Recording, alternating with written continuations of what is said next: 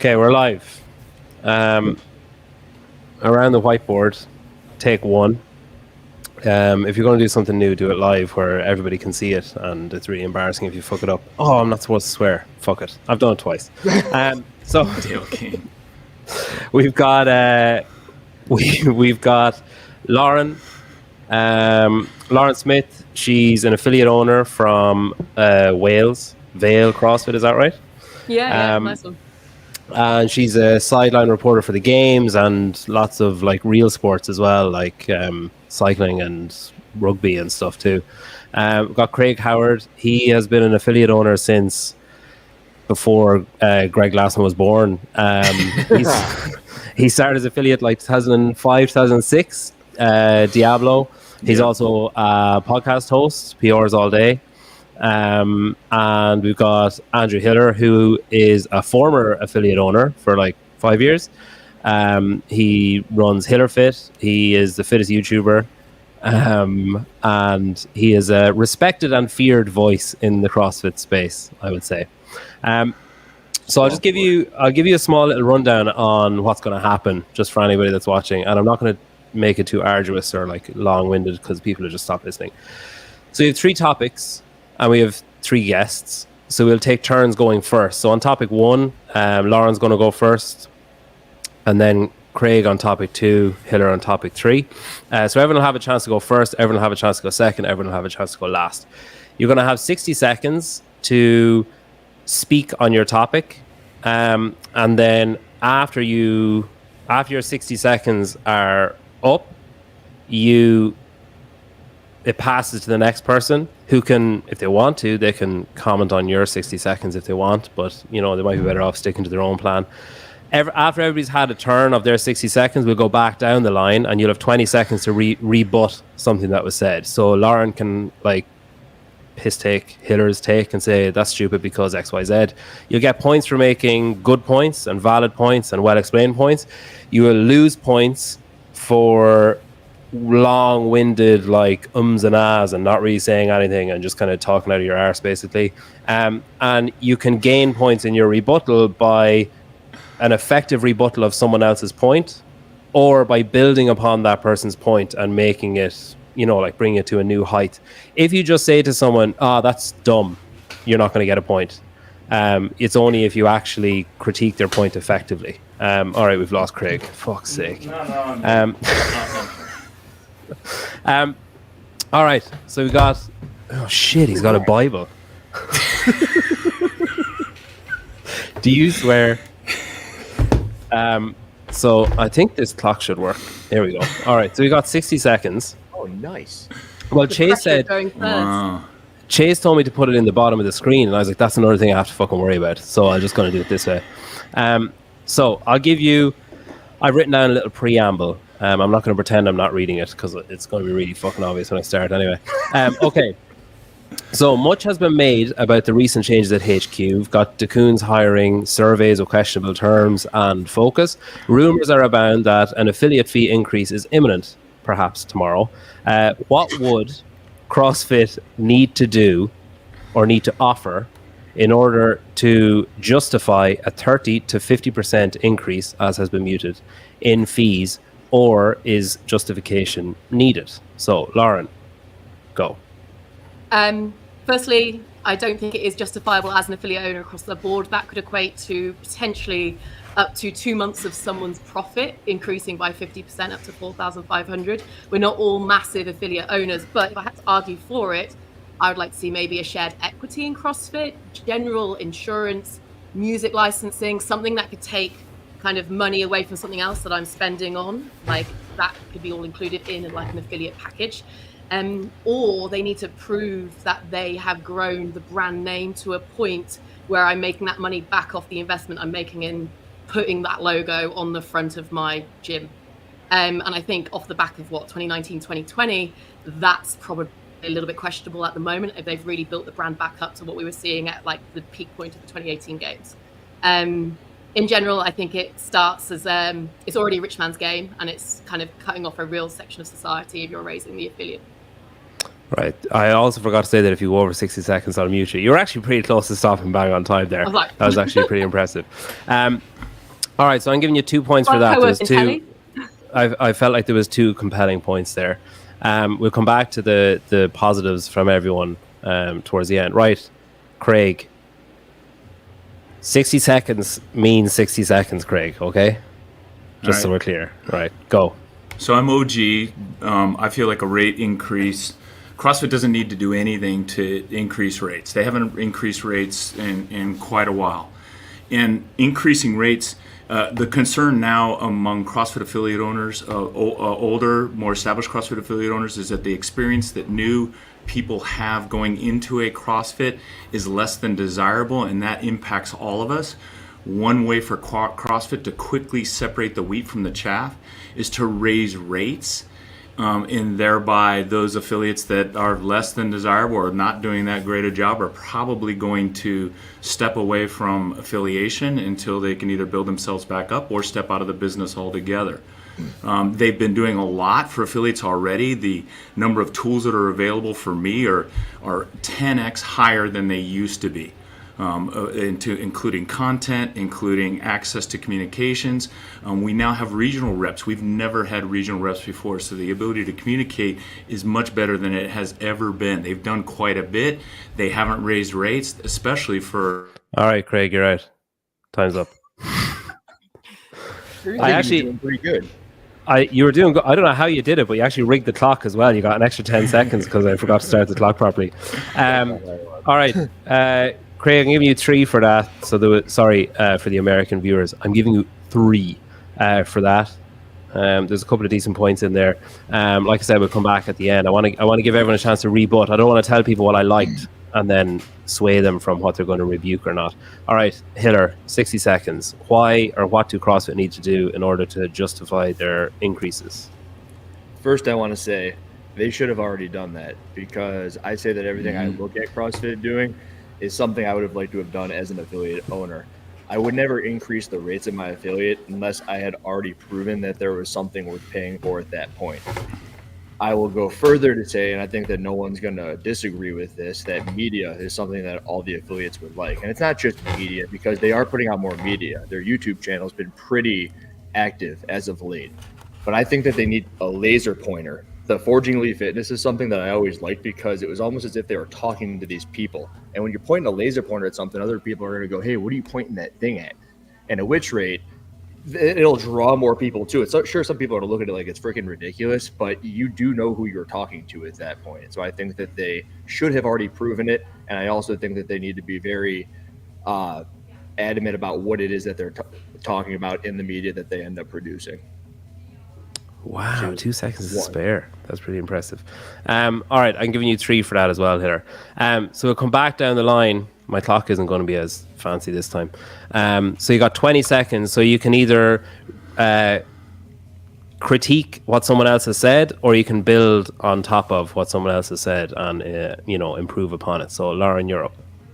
So Craig, you mentioned that it would separate the wheat from the chaff, and we would lose certain types of affiliates. Say we lost 10% of what the 48,000 affiliate, well, that might be a bit wild.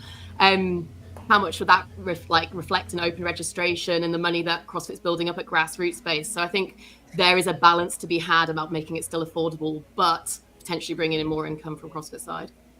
Nicely done. That was well timed as well. That was a good point. All right, Craig. Hang on a sec. Good clock. Go. Okay, I want to know who this guy is on my right there and what happened to him. That doesn't seem to be Andrew Hiller, because his response surprised me, and I support his response. And it was along the same lines as mine. So, 2 thumbs up for Andrew. Which part? Which one? Which response? Regarding they should have done it a long time ago.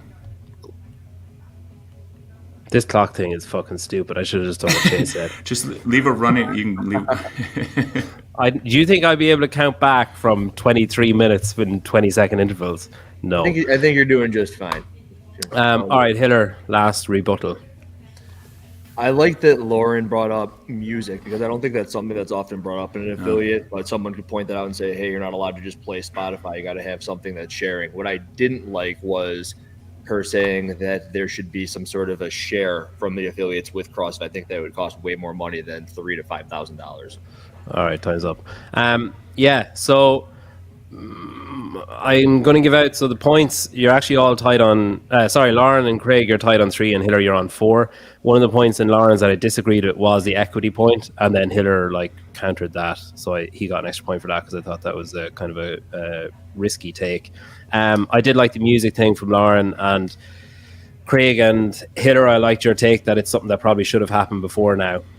With that in mind, there's obviously going to be a lot of affiliates that are grandfathered in, say, and they're on older rates and they're not on the same rate as everyone else. How do you get, so Craig, you're someone who's been around since the Iron Age, and if you have an increase coming and there's going to be gyms that are paying like $5,000 reportedly from say January or whenever they bring it in, one, you're going to piss owners off coming up to the open, and then 2, how do you get people who have been paying grandfather rates up to, do you just leave them where they are? Do you gradually increase it? Do you just say, all right guys, you're paying $5,000, sorry, you got to keep up with the times? If I was doing it, I would do it just like I did with our members. We grandfathered rates back in the early days, similar to what CrossFit did for us as an affiliate, almost duplicating that model. And what we found is it's not sustainable because the newer members had to essentially carry the load for all of the changes that we wanted to make, new equipment expansion we wanted to do. So we brought up the old members' rates gradually over a 2-year period of time. We staggered them up so it wasn't so overwhelming at first. I personally, that's how I would handle it, and I think it's the fair thing to do. And I'm as an affiliate owner, I'm paying $500 a year. I should be paying more, and I'm comfortable. What would your reaction be if the announcement came out tomorrow saying everyone, including CrossFit Diablo, you're now paying $5,000? It would be startling, but again, it would be something that I'd get behind. Yeah. Hiller, what about the rumors that it's geographical location based? So depending on what country you're in, that you'll have a different increase facing you, or you'll pay a different rate. It seems as if he may have finally gotten in touch with the individual that I spoke to from South America, where he was trying to get in touch with Downfall. He had all these affiliates around him who were trying to speak and say, hey, we can't afford affiliation. And I actually think that's justifiable as long as they can say how that they're doing that. They don't really say why or how they're doing much, but Dave's been doing a good job on his channel, so I guess I shouldn't say that concretely. Lauren, what would your response be? So say you and I live in kind of a strange geographic location. If you're in America, chances are you're surrounded by other American states. Whereas if you're in Wales, you've got England beside you, you've got Ireland across the water, you've got everything's, you've got different nations that are right beside each other. How do you think that they'll handle that kind of thing where different affiliates in different countries are going to have different rates? When what would it be based on? GDP or population or number of affiliates? You'd like to think it would be based off GDP. I don't think HQ sees us necessarily as individuals. So I don't think we would necessarily have that problem. But I'm thoroughly behind kind of the initiative that kind of slightly more younger markets have a lower point of entry. Otherwise, we're going to heavily weight. We are going to so heavily weight this sport to the people who can afford it. And that's the whole point, right? My box in particular is in quite a deprived area. We can't raise what we're asking our members to pay without negatively impacting the people who are coming to us. So it's, me and my partner are in a lucky position that we have other jobs as well. So we can probably shoulder the extra cost, but that's going to be really not the case for a lot of people. Yeah, it's tricky. And I think especially after the whole Hiller's Mama Dear thing, I think it's tricky that it's tricky that this news is coming, and it's tricky that it's coming when a lot of people are pissed off about, not everybody, but a lot of people are pissed off about the quarterfinals thing. A lot of people are pissed off with the hiring that's been made recently and the changes that have been made recently. And I think it's going to annoy people that some people will see it as, oh, you're increasing affiliate fees just after you've hired these two C-suite people, and they're not coming from inside CrossFit, they're coming from outside CrossFit, and we've seen things about them that we don't like and things about them that we don't respect. Anyone can jump in on there. Was there a question in there? No, I'm just kind of throwing a point out there that people might be pissed off. Although you guys are saying that this is something that CrossFit CrossFit... to be pissed off about absolutely everything that CrossFit do, though, and ultimately there's a wider business strategy at play. You know, bringing in outside support at high levels actually seems like a fairly sensible decision if you're trying to run a very like international company and you're trying to run it like an international company. So like I can't draw any sort of like negativity from that, whether there's any kind of fallback from their hiring. I highly doubt it. They'll have, you know, planned their budget proposals months, years in advance of. This has probably been in the works a while. It's interesting as well because I remember hearing Two Brain Business was on Savan and on my show as well, and I kind of asked him, and I think Savan mentioned it to him as well about like increasing rates for members and the response that members have, like, you know, that there'll always be a faction of members that are like, fuck this, like I can't afford, I'm not paying it, whatever. And like you're saying, Craig, I guess it'll separate the wheat from the chaff, where there will be gyms who have been like, oh, I'm an affiliate just because I'm affiliate and like it's fine or whatever, but are they really in it because they love it? Are they really in it because of they believe in the methodology, because they believe in what it gives them and stuff? And I think by asking, do they have to justify it? I think that's what I was kind of getting at, that like I'm sort of the belief that increasing the affiliate fees will do what Craig is saying of it'll separate the people that aren't in it for the right reasons and that aren't, you know, maybe good enough at doing it, and you'll have these gyms grow that are good enough at doing it and that are, you know, doing it for the right reasons and doing it for viable reasons. Does anyone agree with that or disagree with that? CrossFit has two objectives with the private equity company that's owning it now. One is to grow revenues year over year. They have to do that. The second thing they have to do in order to accomplish that is provide a really good experience at the customer level if they're going to make this investment in marketing and social media and everything else, driving more people in. They have to make sure that those people come in and have a good experience. Going and trying to find these affiliates, who they are, and helping them grow. They're doing that through mentor programs, but that's not fast enough. The fastest way to do it, raise prices. And you accomplish two things potentially: increase revenues almost immediately, and two, potentially create or take care of the affiliates that aren't providing that experience that we would all like them to provide for everyone. It's painful, but it's good medicine. So my initial plan was I'd change your handles to be your score. Like I'd add your score into your handle, but I just checked and I can't do that. So Let's try these things live, eh? Yeah. All right. A second topic then. So this time, Craig, you're going to go first, and then it's going to be Hiller, and then Lauren will go last. You still have 60 seconds. If I fuck up, you get a minute and 10 seconds, but we'll aim for 60. All right.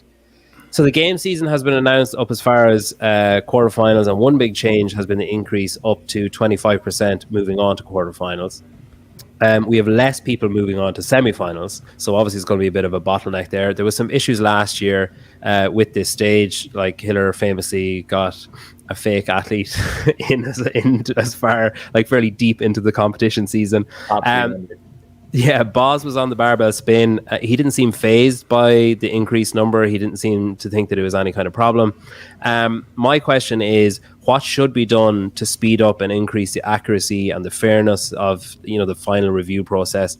And then what sort of window of time do you think it would require from the end of quarterfinals until the start of semifinals to end up with the right and fair amount of people, or fair people into the semifinals? Craig.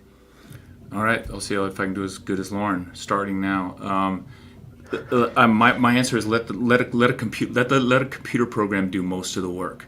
I can open up a Diablo. We use SugarWatt. I can open up SugarWatt, and on a daily basis, I can tell you who the outliers are. I have an understanding of my clientele. I can tell you the anomalies right away. I can spot them right away, and then I can look and see whether or not they missed reps or whatever they did. I think the same thing can be done with the CrossFit Open in the quarterfinals and semifinals. They have a ton of data. Everybody that's is going to make it to quarterfinals has probably done the Open before. They have all of that data. There's going to be no surprise that Justin Medeiros will win the couplet that has pull-ups and thrusters. But if there's some guy out of nowhere that's 47 years old that's in the top 10, that's an anomaly. They can get that with data that they have. Scrub it first, then look at the people that are the bottom 30% next, spend more time there. And you're out of time, Craig. Sorry. You're doing all right, though. So brutal. Yeah, I know it's harsh. But, like, the other thing is... I can't see that damn clock, so... Yeah, but the other thing is as well, it's like, I can't just where do I draw the line? If I don't draw the line in a minute... Yeah. No. I'm not apologizing for line, baby. Craig, I'm not apologizing for that. Wasn't an apology. All right, Hiller, you're up. Whatever they do, they must be transparent about it, because when I go through the leaderboard, I can see that they've very evidently not gone all the way down to 300. So we're curious where they stop. And my solution to this issue is that they open that thing up. I've said this multiple times. They don't just open up the Open for everyone to see, but they open up the quarterfinals. I understand the Open might be hard at the level of the affiliate where you're having all these people, you can't put all these videos up. But in the quarterfinal, I think that if you want to go to a semifinal, you should have a public video. You should have a public video where for 1 week's time, you can have everybody look at that thing and they can upvote it or downvote it. It also gives incentive to sign up for the judges course, because the only people who could be able to do that are the judges. And in which case you've got thousands of judges out there upvoting, downvoting things, so that by the time you're looking for people to move on to the semifinals, you have people with all these open videos. And the video should be open because it's by all means a soft semifinal. There's a soft semifinal where it's a competition. You should be able to watch everyone try to squat below parallel or lock their freaking elbows out. God, you are really good at sticking to the clock, Hiller. I'm really impressed. If nothing else, practice, dude. Come on. That's true. All right, Lauren. Similar to Craig, you've got to move to some sort of AI technology program. At least then you could then human spot check and make life easier for yourself. I'm actually amazed that, given that this is such a contentious issue and it's been going on for such a long time, that they haven't started work with a technology partner to be able to pull this together. I have no doubt it'll be pricey, but long term it could really legitimize a baseline of what they're looking for in movement standards. Appeals process probably does need to be human, but if, like Craig said, you've got a computer doing most of your work, then the people that you do have involved, like your seminar staff and your like high up judges, can sit there and do the appeals process and then manually double check what the AI has already told you. I also think it probably gives them a little bit more of a kind of a corner to stand their ground and say, like, no, look, it's based off a small percentage of this is how far past parallel you are based on line that is in your body movement. I've completely undercut my time. Yeah, no, you're good. I'm going to mute you. You just started to ramble there, so I muted you. But yeah, no, that was good. There's a suggestion from Marble Spin: use a higher fees to pay for the AI. Used to pay for Dacoons. All right, that's everyone. So we'll go back down with rebuttals. So Craig, you're up first. You got 20 seconds. Actually, no real rebuttals there. All I would do is refine. I would say Andrew's got the right point. That the video should be public. They can scrub the data ahead of time with technology, save themselves time, and then get a lot of volunteers to help with the video review process. And we've got something that works really well, I think. Hiller? I inherently disagree with anything that has to do with the word AI, because AI is just a repackaged format of something that's already been there, that are computers making decisions for everybody. So not that I dislike the idea, I just dislike AI being termed as something that's going to be better than anything that's been possible in the past. And Lauren? It's not about being better, it's about speeding up the process and kind of giving kind of a across the board kind of fair assessment, which you can never do because of human error, human interpretation. It kind of leaves the kind of gates open for kind of different baselines. Cool. Yeah, I forgot to give out the points before the rebuttals. So Lauren and Craig had one each before after their initial points. Hiller had 3. Hiller didn't gain any points. Lauren gained 1 point for her rebuttal on speeding up the process rather than making it better. I thought that was a good answer to that. Hiller, did you know that the C4 in Europe doesn't have beta-alanine in it? That's bullshit. Oh, I was so disappointed. No wonder you said you didn't have the tingles. How long did it take you to figure out? I drank 6 of them, and I realized not in a row, but like I realized I was like, all right, this is 6 different days, and no effect has been had.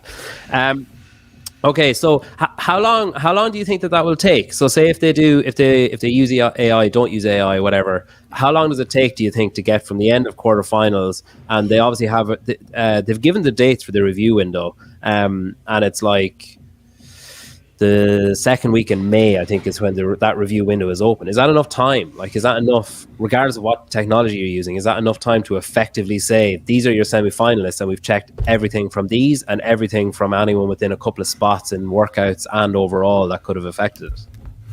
Argentina just hand counted 25 million votes in 24 hours. I think the CrossFit Games can do 400 semifinal scores in a matter of a week, and there's tons of volunteers out there that will help with that process. Legitimate volunteers, affiliate owners, coaches that'll help with that process to accelerate that. I think the point of the show so far, or like suggestion of the show so far, was Hiller saying open videos.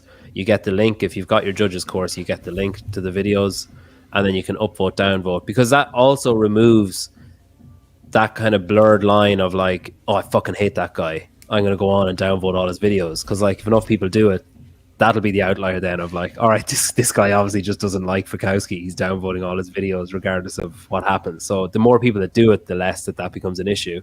And then because you remember you used to be able to do it on the open leaderboard. You used to be able to like appeal a score, or like say this is questionable. Like you used to be able to query it when you had your judges course. So that's basically what your suggestion is, Hiller, except on a larger scale, like a more visual scale, rather than just looking at the scores in bullshit. You're actually looking at the video. Correct. Well, I mean, the difference would be, I think you have to have the judges course completed. And I just want to say, I've never heard anyone give a good counter argument as to why it wouldn't be open. So, and then what I mean by that is, without a good counterpoint, all I'm left to assume is that they're hiding something, like Brookwell's video in 2016, maybe it was, and be like, everyone now sees it. Now we have this giant monkey on our backs, and we got to get it off. And then they gave the announcement that she showed the capacity. So, if we don't have videos out there, no one's going to see that crap, and that's crap. I'm trying not to swear. Go ahead. I've done it more than I think I've done on any other show. So until I'm provided with like a concrete evidence about why they wouldn't do something like that, then they're clearly not listening, or they're clearly hiding something. Tell us why you would want them open. The only thing that I could see being really difficult about that from a practical point of view would be if there was enough people, it would be the traffic all watching kind of material of a high kind of like taking up a lot of memory and crashing the site, having to pay more to make that site up to a certain level of capability. It would just be in my not very technical knowledge. Because even when they do it now, if you put in, you see some of the athletes, was more so people who are doing it in gyms that aren't affiliated. You upload your YouTube link like to your score. Like when you open your score, you can see like 23.1. Like I did it this year. I did one of my workouts at an unaffiliated gym, and I did one at home. And on both of them, I had to upload a YouTube link. I mean, whoever the fuck I was going to affect on the leaderboard, but I still did it because it's like there could be somebody who's like, oh my god, I'm going to finish in the top 400,000, and this guy's keeping me out, and I haven't done something properly. So like, there is that thing of, I've had it before where I've been in a gym in an affiliate doing a workout, and someone will be doing. I'd be looking at someone going like, what is going on there? That's not. Surely they can't put that score in. But then the affiliate owner will say like, but sure, it's not really going to have an effect on the leaderboard. And it's like, well, it's going to have an effect on someone's leaderboard. Like it might not be the top, it might not stop someone going to semifinals, but it could stop someone having their fittest 54-year-old doctor in Westmeath or whatever. Damn right it will. Yeah. Right. Last topic. So Hiller, you're going first on this one. Trap horn or something. Yeah. So semifinals, we've gone up as far as quarterfinals. So semifinals is next. Last year, we had Germany, we had Florida, we had Pasadena for the semifinals, all run by HQ, and we had the further afield ones all run by separate entities. The program was uniform. My question to you guys is, I'll just give a points update first. Sorry, so Lauren is on 5, heading into the last round. Hiller is on 7, heading into the last round, and Craig is on 4, heading into the last round. My question to you is, should CrossFit run themselves the semifinals, outsource them to other people? And if they do outsource them, what should that look like? Hiller, you're going first. First, I think I should say, if they were to be outsourced, would they still be... First, I would like to say, if they were to be outsourced, would they still be called semifinals? Wouldn't they just be sanctionals again? To which I would say, yeah, I think that they should be outsourced, because one of the biggest things we hear about why there were no longer regionals is because they cost too much money. I made a video recently very much leading, if not proving, the fact that the affiliates are propping this sort of stuff up. I can't say that concretely, but it very much looks so. And if that is the case, the affiliate, why would the affiliates continue to prop this thing up? I'm standing at JR's gym. You were there too, and you're watching this event being put on with all these fit athletes, with all these judges. And at the end of the day, it was Austin Hatfield who had won, and it was Colton Mertens who had finished second. I don't think anybody would have had an issue with those two being the ones who have moved on to a semifinal or to the CrossFit Games from there. You can have more of them, and I think the issue is that they aren't set up before the season. So there could be 20 of them instead of 5 of them. You can have them all over the course of the weekend. You can have people with their freaking iPhones streaming those things, and I think that they should be outsourced. Thank you. I almost feel like I don't even need to start the clock at you. I'm just going to use my phone for the last 2 timers, because it's just not. That's not fair to me. That one actually looked like it was working. The clock, yeah, you could see that one. It's the. Look, fuck it. I'll try it one more time then. Fine. This is going to make Chase's skin. It's only 2 more times. You're doing good. All right. Who's next? Lauren. Is it me? Go. Yeah. Yeah, agree with Hiller. I think it solves a lot of CrossFit's financial issues that they have with just leaking money into this area. Obviously, it allows local event organizers to focus on what they know best, which is their local community in terms of selling tickets and generating the kind of event that people will go to. I think sanctionals was possibly the best thing that ever happened to CrossFit in terms of opening up the ecosystem and allowing more people to get involved. I think the more people that get involved, the more knowledge and the more success and like kind of general mind power that we'll have in the community. That's only a good thing, because we can get very narrow-minded on what we know if the same people are running things over and over again. And CrossFit ran back-to-back events last year, and whilst I was at Berlin the last one, and I think they did a phenomenal job, those people are tired and it's uneven weighting, right? 3 events out of the 7 are covered by CrossFit. How do you think the other 4 feel that they're always kind of not quite important enough to be CrossFit's priority? Wow, you nailed the time on that one. Well done. That's good. All right, Craig, 60 seconds. Go. All right, I'm going to agree with Hiller and Lauren on this one too. Event production, having done it before when I was in the Grid League, event production is just, it's brutal and it's expensive and it's super labor intensive. CrossFit should move that to people that are really good at it and give them an opportunity to profit from it. Keep in mind, the important component here is there is no online qualifier for those types of events anymore if it's tied to the Open. Therefore, CrossFit's going to have to give up a percentage of that revenue that they earn in the Open, maybe, and then, of course, in the quarterfinals or semifinals as people do those events online. Giving that up cuts into profits, but it produces a better event with higher quality firms that do event management. CrossFit has 150 employees.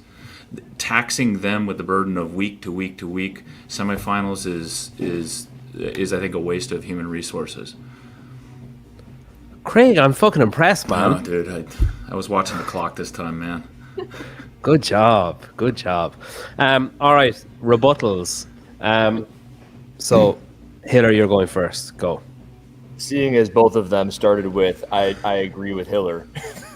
How often do you hear that? Not very often. But what I do want to say is I heard Craig talking about getting it to higher level people where they can monetize it, and I said that JR should be the one to run this, or places like JR that they can have the Mayhem Classic again, just stuff like that in affiliates where they can put competitions on like that. So I don't think it should go to bigger people. Time's up. Lauren. Disagree. I think you need a certain level of comp to attract people in the first place, and like a kind of a background of experience. But in general, obviously, we all agree with each other. Sanctionals was fun. Lots of people came. And I guess it expands the ecosystem in regards to money coming into the sport with partnerships from different parts of the world. Time's up. Craig? We want to limit it to, well, we already have them in 4 different regions right now. Adding 3 more is not that big a deal. I think they should, whoever they are, should be, I confidently feel they should be bigger players that will not compromise the quality of the event for the athletes. Yeah. Nailed it. Yeah, you're actually really good. I actually gave you an extra couple of seconds because Lauren overtalked on hers. So, hey, dude, can I add that when you go to all these semifinals, they're ghost towns. So they're putting on these massive events for all of this purpose, and every one that you look at, there's no one there. I feel that stadium choice, and location choice, maybe better decision making when it comes to where they're held. But then it's more expensive, no? Oh, the big expos are ridiculous. Those should never be used for CrossFit because they're soulless as well. I'm trying to figure out a way that I can make myself the same height as you guys, but my chair is at its maximum height. So I'm just this is just what I am. If I move down a bit, maybe. So one of the things that stood out, so if I'll see if I can get it up. Oh my God, that's not going to be a great clip to have. I'll see if I can get it up. Last week, one of the things that I saw, this is where it would help to have a producer, isn't it? That'd be great. So just speaking about competitions and when they're going to be and that kind of stuff, one of the things, and if a red dot appears on my head during this next bit, you know who's looking at me. So I thought that it was very unusual that the French Throwdown, one of the biggest competitions on the European calendar annually, has its new date set right in the middle of what would be quarterfinals leading into semifinals stage of competition. So you've got a premier event on the European calendar. Doesn't say anything about semifinals, doesn't say anything about anything. It just says that it's got a new venue, it's moving to Lyon, it's got a new date, the 17th, 18th, and 19th of May, which will be a week, 2 weeks after that review process is finished for quarterfinals. They always attract the biggest athletes in Europe, every year. And I can't imagine them, I just can't imagine Daniel Shafi looking at the calendar and being fuck it, let's put it in May. There's no way. Just no way. It's always end of June. It's when the semi-final athletes have moved on to the games. They're all set. It's when maybe someone like Karen Freyova wants to say, all right, I want to just have another little litmus test and see what's happening before I head over to Madison, or in this case, Texas. And now you've got this huge competition in Europe, at peak semi-final time. Do you think that that's a display of anything? Is this the one that didn't pay anybody? Or is that a different one over in No, Jesus, oh, no. These guys are fab. No, this is Daniel Shafi. He's the international affiliate manager. He's owned CrossFit Louvre for years. That's European Championships you're thinking of. That's a steaming pile of dog shit, European Championships. But this is a premier event.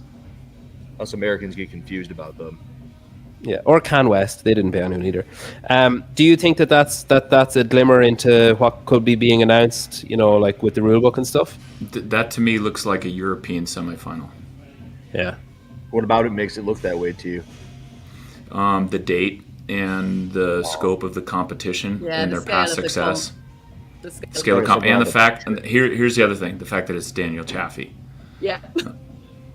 If there's no way Daniel Chaffee does this without this size of a comp, without conversations at the highest level. Just give it a little like there.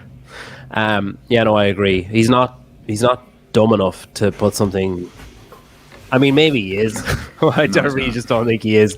That he's going to put. It's always been in June. It's always been in June every year. What do you think, Peter? as Brian Friend, I assume, has mentioned here, it's also 3 days. I'm pretty sure. These 3-day competitions are so stupid. There's so many of them. Like, stop that. Well, not if you're a semi-final. If you're a semi-final, you'll Is this a probably need debate 3 show days. or what? You guys want to debate me on something? These 3-day competitions all the time, it's just murderous. That's why no one goes. If it was 1 day, it'd be way better. 1 day throwdown, 10 events. Teams? Fuck it. That'd be cool too. Sure, it could be both.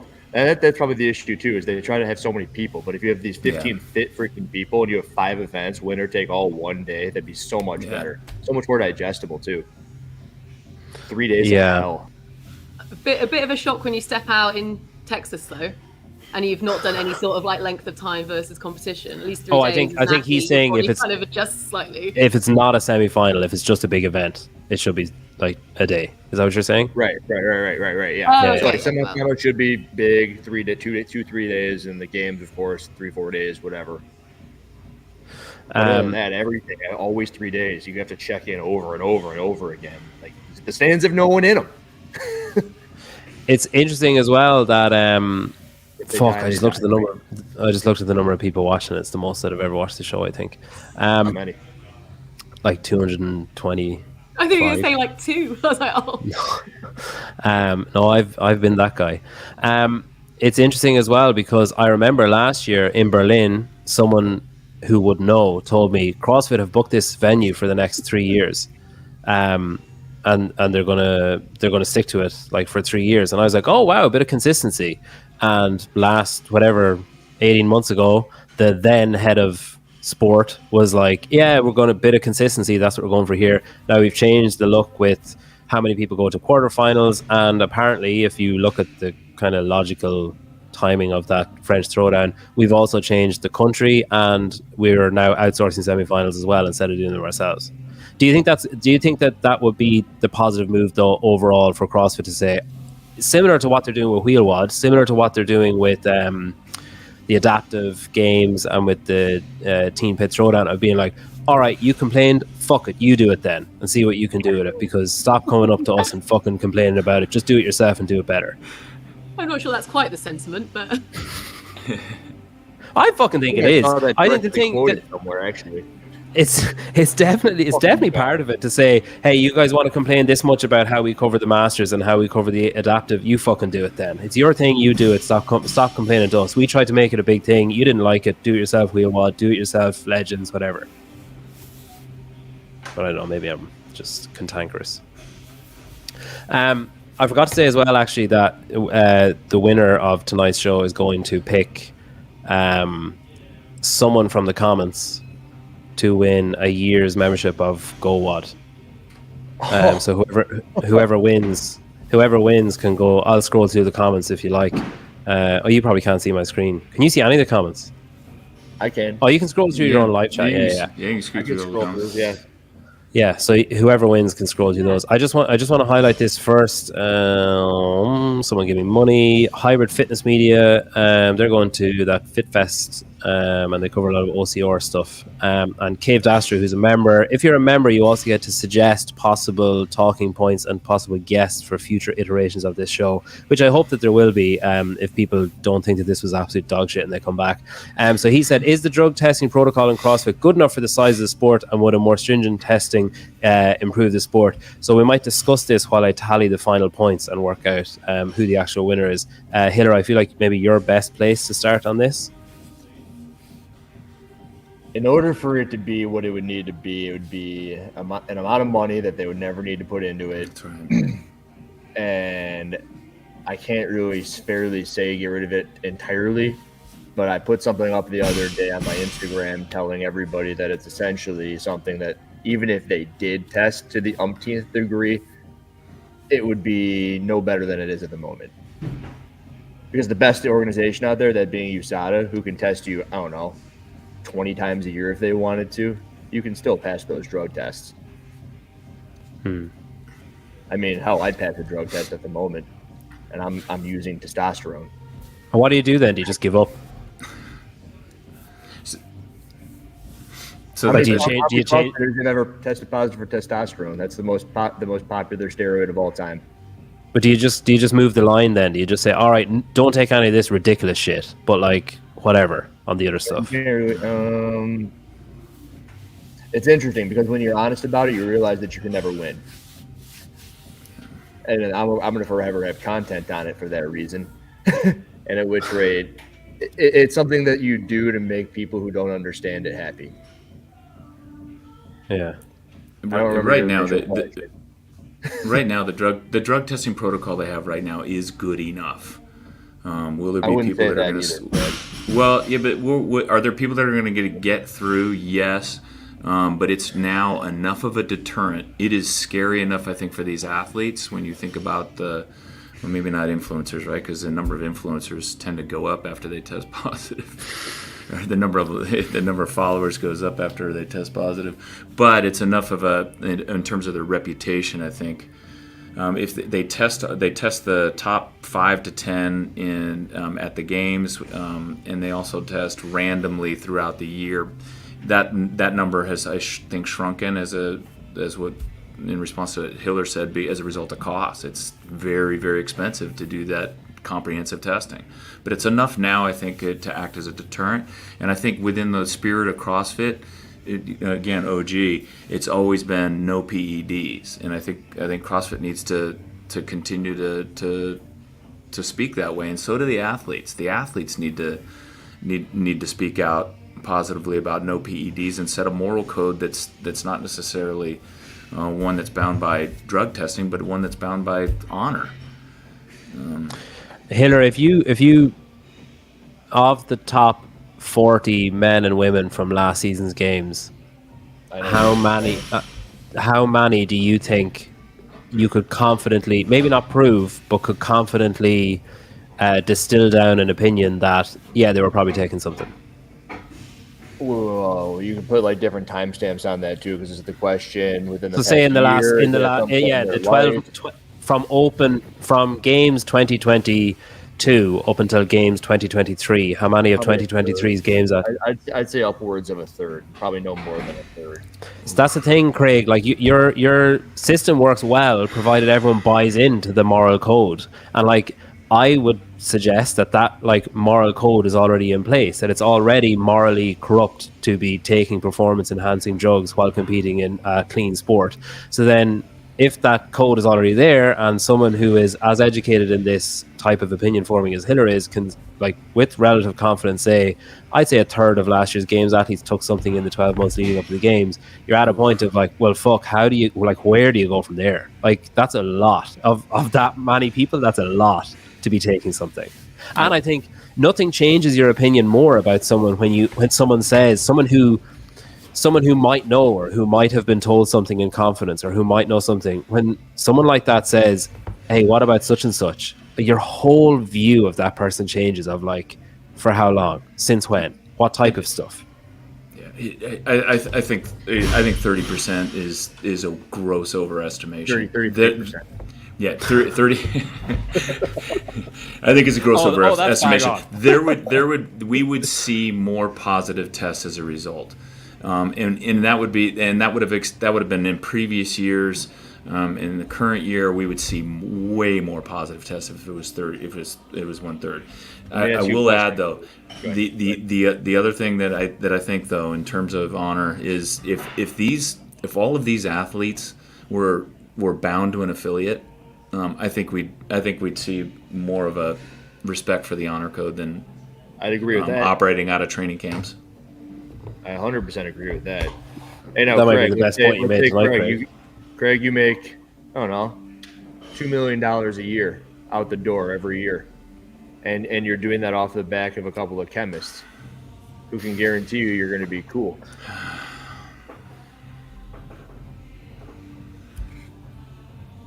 Change your perception a little bit, because for me, it's hard for me to relate because I'm 16. The people who get caught are the ones who barely make any money, who are trying to get in. And Dave said that too. We never catch the top athletes. It's like, yeah, you're never going to catch the top athletes because they've got the most resources.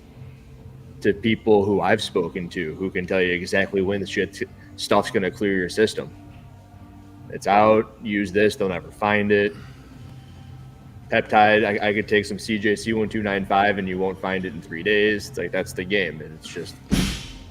Yeah, but how do you know that? Have you done a WADA test or had a drug test that would test it? Oh yeah. It's Craig. Who are you talking to? Of course he's fucking done it. I sent him a message when he started doing that. I sent him a direct message. I said, "Don't do it, Andrew." don't do it. I do remember that. Yeah. Oh wow. Lauren, what do you think? How many people are you? Lauren, do you think that Hiller's number way off? Is it like, does it sound right?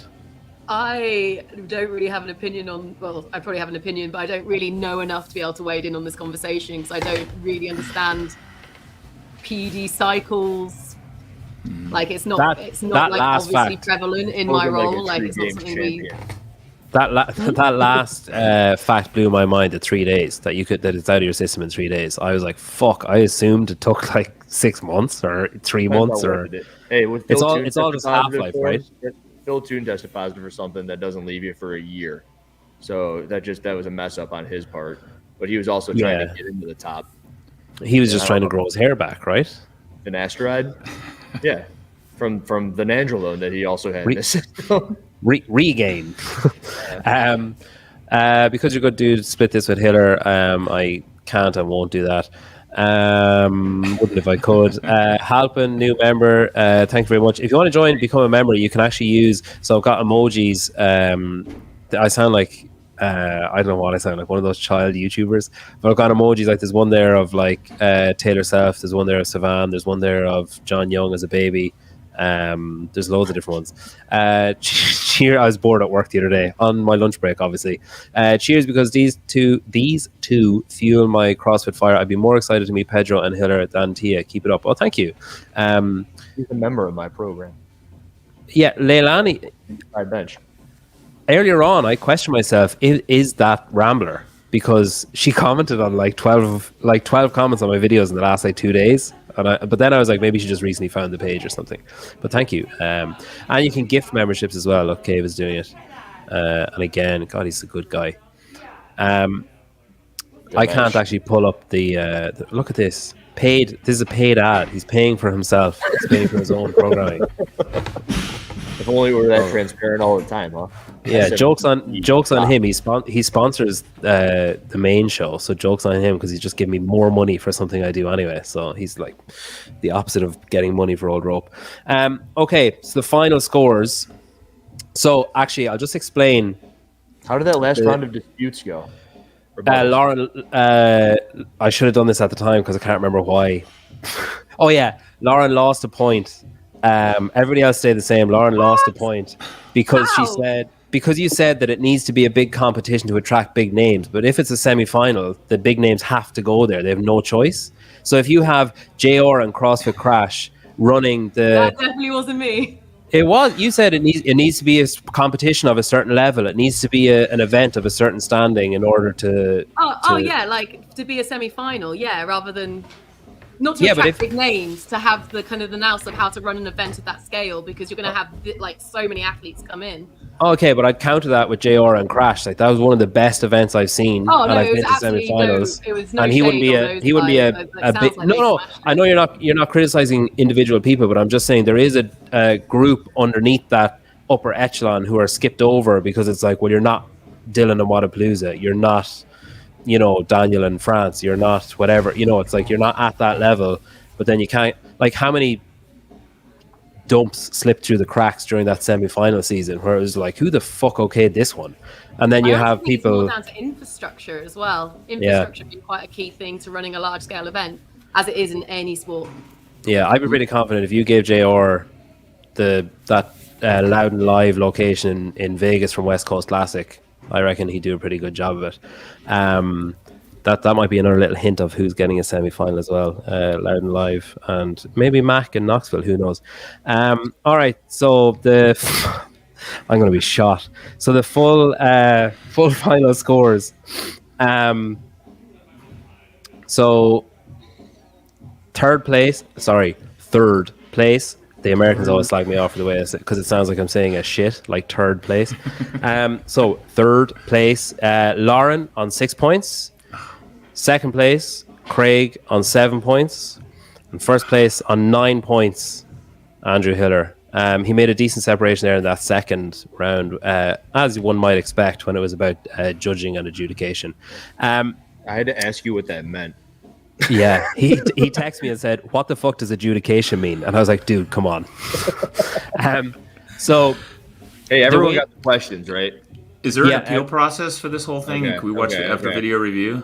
Yeah. You send your appeals to idon'tgiveafuck at craighowarddiablo.com. So the way that this is going to work, I should have explained. So I wanted to stay away from the idea of just having the same people on all the time, but I also wanted a little bit of continuity. And I thought that I'd take CrossFit's route of doing open, quarterfinals, semifinals, final.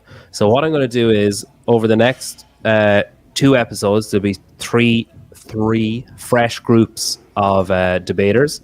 And then after those, the first 3 shows have happened, the 3 winners will face off in a semi-final. And then there'll be 3 more and another semi-final and 3 more and another semi-final. And then the winner of each of those semi-finals will go through to a final and face each other. So, Hiller, you've actually inadvertently committed to another episode that you weren't aware that you were committing for. Why me?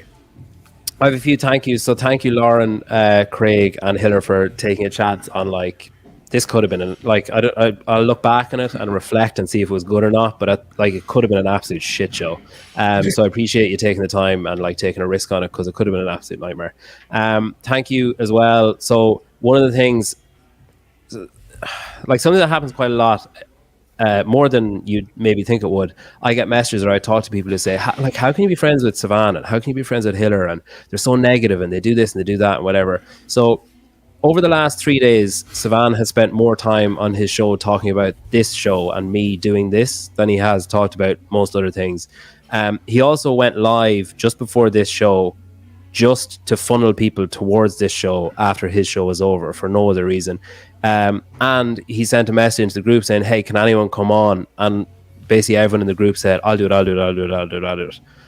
So the fact that I'm not part of an affiliate community, stuff like that hits harder home where it's fuck, that's what real support is, not this shit of that was great even if it wasn't. And I know I'll go look at my phone and I'll have text saying, you fucking idiot, why did you do this? Or you should have done this, or you should, and Chase is going to kill me for not using a different clock system, for example.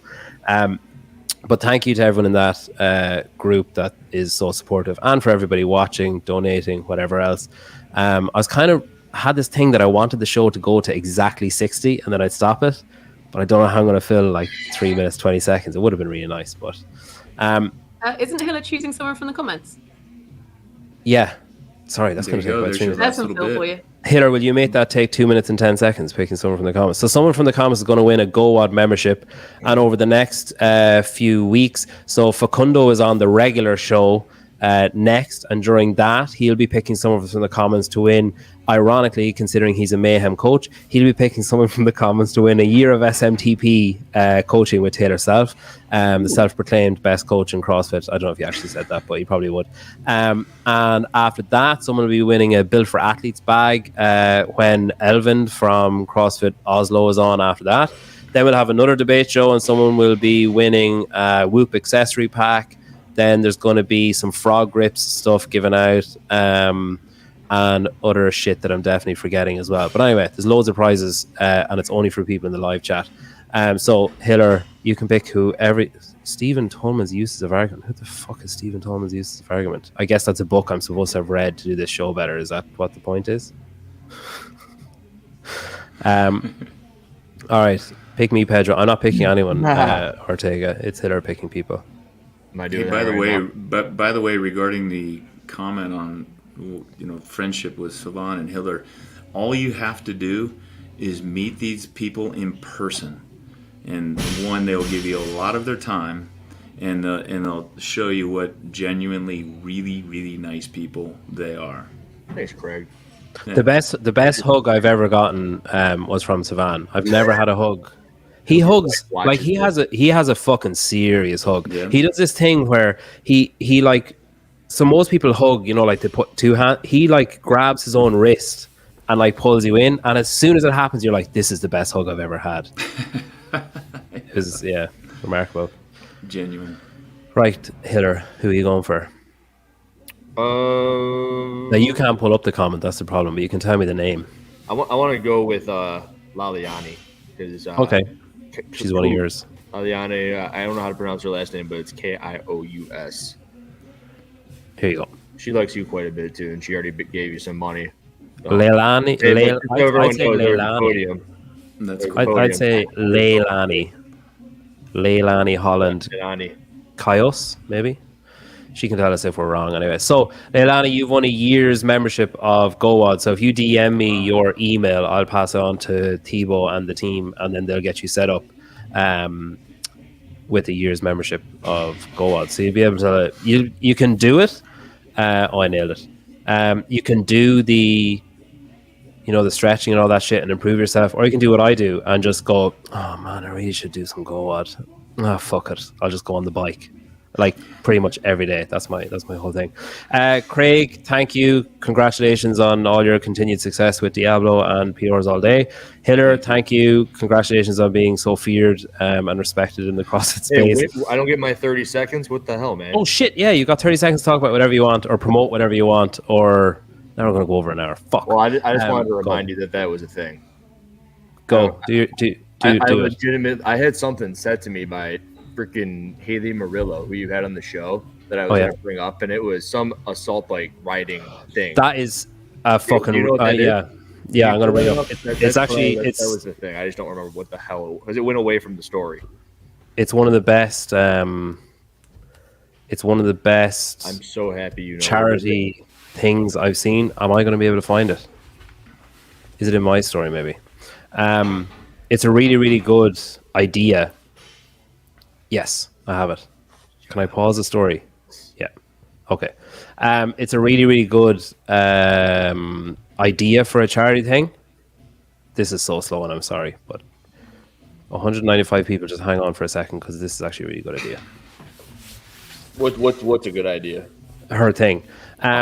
Okay, so it's Travis Miller. So this guy had a growth on his spine, and he basically lost the ability to use the waist down, and the growth was removed, and now the recovery process has started.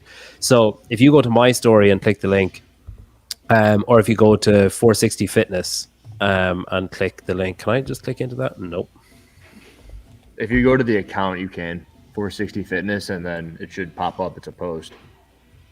Yeah, but I reshared her story though. That's the problem. Yeah, but you got to search for 460 Fitness. Okay. While I'm doing that, so 460. There we go. Yeah. So it's actually a really good idea. So what you do is you have a minute to do max calories, and there's prizes for whoever does the most max calories, and it's online, and you can video. So the screen has to be in view all the time. It has to be an Echo bike, and the screen has to be in view all the time while you're doing your calories. So you got a minute to do as many calories as you can. Fuck, I hope it's a minute. Maybe it's 30 seconds. To do as many calories as you can. God fucking damn it. And when here we go. So what do we got to do? What's the deal with it? All right. So on an Echo Bike, participants will have a minute to complete as many calories as possible. Top male and female will get $50 each. The challenge starts Mondays. It's $10 to enter. So there's a link here that you can pay your $10 with. And then if you want to donate but not do it, you can just Venmo Velvet Minic. And the winners will be announced on the 4th of December. So Haley Murillo sent this. So it has started Monday gone by, and it goes up until Saturday. So you've got like 3 days to get your attempt in. And it's $10 to enter. All the money will go to Travis. You can hear about him here. He just sounds like your standard affiliate member, and just something awful happened to him. A cavernous malformation is what it's called. So he basically has to come back from this surgery and regain his functionality. So yeah, if you can go to that, and if you want to do it, that's a good shout hitter. That's actually good use of the time you had. Well done. All right. Thank you, everyone. Thank you, everyone, for watching. Thank you, everyone, for being on it. Congratulations, Hiller. You are the fittest YouTuber and the debatiest guest.